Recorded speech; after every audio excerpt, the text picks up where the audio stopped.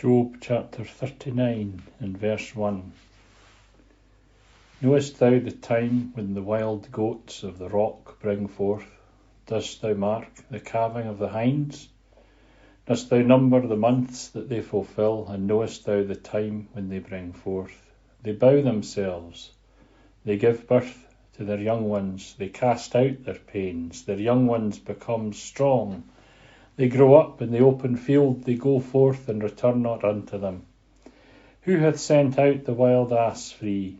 And who hath loosed the bands of the onager, whose house I made the wilderness, and the salt plain his dwellings? He laugheth at the tumult of the city, and heareth not the shouts of the driver.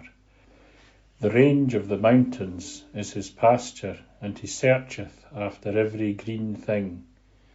Will the buffalo be willing to serve thee, or will he lodge by thy crib?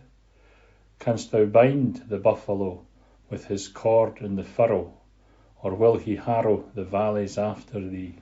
Wilt thou put confidence in him, because his strength is great, and wilt thou leave thy labour to him? Wilt thou trust him to bring home thy seed, and gather it into thy thrashing floor? The wing of the ostrich beats joyously, but is it the stork's pinion and plumage? For she leaveth her eggs to the earth, and warmeth them in the dust, and forgetteth that the foot may crush them, or that the beast of the field may trample them. She is hardened against her young ones, as though they were not hers. Her labour is in vain, without her concern. For God hath deprived her of wisdom, and hath not furnished her with understanding. What time she lasheth herself on high, she scorneth the horse and his rider. Hast thou given strength to the horse? Hast thou clothed his neck with the quivering mane? Dost thou make him to leap as a locust? His majestic snorting is terrible. He paweth in the valley, and rejoiceth in his strength. He goeth forth to meet the armed host. He laugheth at fear, and is not affrighted, neither turneth he back from before the sword.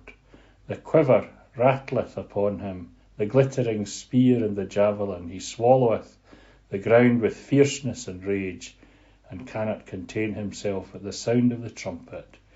At the noise of the trumpets he saith, Aha! And he smelleth the battle afar off, the thunder of the captains and the shouting. Doth the hawk fly by thine intelligence, and stretch his wings toward the south? Doth the eagle mount up at thy command, and make his nest on high? He inhabiteth the rock, and maketh his dwelling on the point of the cliff and the fastness. From thence he spieth out the prey. His eyes look into the distance, and his young ones suck up blood. And where the slain are, there is he.